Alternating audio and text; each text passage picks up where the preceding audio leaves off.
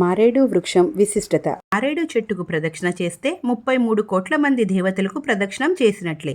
మారేడు అంటే మహారాజు, అంటే పరిపాలకుడు. ఈశ్వరుడు ఈ చెట్టు రూపంలో ఉన్నారు అని ప్రతీది.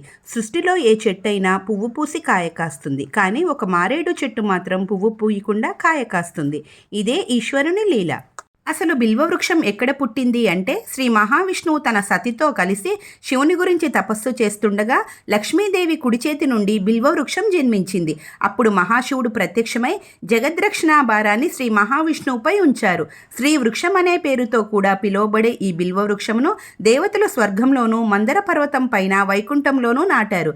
శివునికి ఇష్టమైన ఈ బిల్వవృక్ష దళాలతో ఏ రోజైనా స్వామివారిని పూజించవచ్చు. బిల్వవృక్షానికి ప్రదక్షిణ చేస్తే సమస్త దోషాలు పోతాయి. సంతానం లేని వారికి సంతానం కూడా కలుగుతుంది. బిల్వవృక్ష పత్రం 1,00,000 బంగారు పువ్వులతో సమానం. ఓం నమ శివాయ. హర హర మహాదేవ శంభో శంకర.